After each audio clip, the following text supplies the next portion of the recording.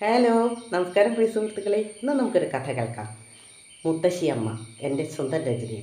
പ്രായമാവുമ്പോൾ നമ്മൾ മുത്തശ്ശിമാരൊക്കെ കുഞ്ഞു മക്കളുടെ കളിക്കാൻ എത്ര ആഗ്രഹിച്ചാണ് ഇരിക്കുന്നതല്ലേ. കുഞ്ഞുമക്കളുടെ കളിയും ചിരിയും നമ്മെ വളരെ ചെറുപ്പകാലത്തിലേക്ക് കൊണ്ടുപോകും. നമ്മളെ അത് അനുവദിക്കാത്ത ഒരവസ്ഥ വന്നാലും നമ്മൾ എത്രമാത്രം വേദനിക്കുന്നുണ്ടാവും അല്ലേ. ആ വേദനയുടെ ആഴം എത്രയെന്ന് നമുക്ക് ചിന്തിക്കാൻ പോലും കഴിയില്ല. ഇന്ന് എൻ്റെ സ്വന്തം രചനയിലുള്ള ഒരു കഥ കേട്ടാലോ? കേൾക്കാം. കഥ മുത്തശ്ശിയമ്മ. കുഞ്ഞുട്ടൻ്റെ കൈയും പിടിച്ച് നക്ഷത്രങ്ങൾക്കിടയിലൂടെ ഒഴുകി നടന്നു.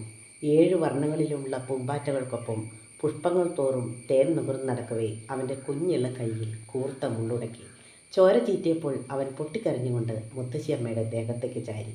അവനെ നെഞ്ചോട് ചേർത്ത് താരാട്ടുപാടി തുടയിൽ തട്ടി താളം പിടിക്കവേ കണ്ടതൊരു സ്വപ്നമായിരുന്നു എന്ന് ഒരു നിമിഷം ശങ്കിച്ചു.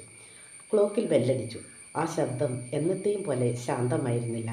അരണ്ട വെളിച്ചത്തിൽ ക്ലോക്കിൽ നോക്കി സമയം തിട്ടപ്പെടുത്തി. മണി 4 പെട്ടെന്ന് ഹൃദയതാളം മുറുകുന്നതും നേർത്തൊരു പിരിമുറുക്കവും അനുഭവിച്ചറിഞ്ഞു. ഭർത്താവ് മരിച്ച് ഏകാന്തവാസത്തിലിരിക്കുമ്പോഴായിരുന്നു കുഞ്ഞുട്ടൻ്റെ വരവ്. പാൽമണം മാറാത്ത അവനെ ഈ കൈകളിൽ വെച്ച് തന്നിട്ട് വിദേശത്തേക്ക് മടങ്ങിയ അവൻ്റെ അച്ഛനും അമ്മയും കവുങ്ങിൻ പാളയിൽ കിടത്തി എണ്ണയും മഞ്ഞളും തേച്ച് കുളിപ്പിച്ച് കുറുമ്പുല്ലരച്ച് കൽക്കണ്ട ചേർത്ത് കൊടുത്ത് താരാട്ടുപാടി ഉറക്കി. ഒരു വേള അവനെ അമ്മിഞ്ഞു വിട്ടുവാൻ മാറിടം ത്രസിക്കാറ് പോലുമുണ്ട്. കൈകൾ തലയിണയാക്കി വെച്ച് വൈദ്യത്ത് കാൽ കയറ്റി വെച്ച് ഗാഠനിദ്രയിലാണവൻ. കഴിഞ്ഞുപോയ 3 വർഷവും സ്വർഗതുല്യമായിരുന്നു. അമ്മേ, എഴുന്നേൽക്ക്! പുറത്തെ മകൻ വാതിലിൽ മുട്ടി. ഭാര്യയുടെ സമ്മർദ്ദത്തിന് വഴങ്ങാതെ ഇന്നുകൂടിയല്ലേ ഉള്ളൂ, അവൻ അമ്മയ്ക്കൊപ്പം കിടക്കട്ടെ. പറഞ്ഞത് മകനായിരുന്നു. നേരത്തെ എഴുന്നേൽക്കണം. കൂടെ ഒരു ഓർമ്മപ്പെടുത്തലും. അവനെ എഴുന്നേൽപ്പിക്കാൻ മടി തോന്നി. എടുത്തപ്പോൾ വീണ്ടും മുത്തശ്ശിയമ്മയെ കെട്ടിപ്പിടിച്ചുകൊണ്ട് അവൻ ചിണുങ്ങി. വാട കുട്ടാ, നമുക്ക് പോണ്ടേ? അച്ഛൻ അവനെ എടുക്കാനായി കൈ നീട്ടി. അവൻ ഉറക്കെ കരഞ്ഞു. Come on baby. അമ്മയെ കണ്ടിട്ടും അവന് ഭാവഭേദമൊന്നും ഉണ്ടായില്ല. കഴിഞ്ഞ രാത്രിയിൽ ഉറങ്ങാൻ കഴിഞ്ഞില്ല. അടുത്ത ദിവസം മുതൽ രാത്രിയുടെ നീളം അളക്കാനും കഴിയില്ല. ഒരുപക്ഷെ രാത്രിയും പകലും തിരിച്ചറിയാൻ കഴിയാതെ വരുമോ? ആകപ്പാടെ ഒരു വിഭ്രാന്തി പോലെ. യാത്രയ്ക്കുള്ള ഒരുക്കങ്ങൾ തകൃതിയായി നടക്കുന്നു. അമ്മയെ തനിച്ചാക്കി പോകാൻ അവനും നല്ല വിഷമമുണ്ട്.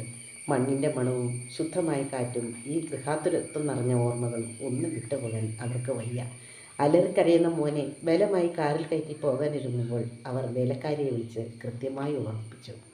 ദേ ജാനൂച്ചി, അമ്മയെ നല്ലോണം നോക്കണേ. കൂടെ പോരാൻ എത്ര പറഞ്ഞാലും കേൾക്കില്ല. വേറെന്തൊക്കെയാണ് അവൻ പറഞ്ഞതെന്ന് കേൾക്കാൻ കൂടി കഴിഞ്ഞില്ല. വണ്ടിയുടെ ഇരുമ്പലിനൊപ്പം അവൻ്റെ കരച്ചിൽ അലിഞ്ഞലിഞ്ഞില്ലാതാവുന്നത് അവരറിഞ്ഞില്ല. തൊണ്ടയിൽ കുടുങ്ങിയ തേങ്ങൽ പുറത്തേക്ക് വന്നതുമില്ല. അകത്തുനിന്ന് കുഞ്ഞിൻ്റെ കരച്ചിൽ കേൾക്കുന്നുണ്ടോ? ഏതോ ഒരു ഉൾപ്രേരണയിലെന്നോണം തിരിഞ്ഞ് അകത്തേക്ക് ഓടി. ഏകാന്തതയുടെ കയങ്ങളിലേക്ക് ഉള്ളിയിട്ടിറങ്ങാൻ. ഇനി എന്നും അങ്ങനെ തന്നെയാണല്ലോ. എത്ര ദിവസങ്ങൾ, എത്ര കാലങ്ങൾ.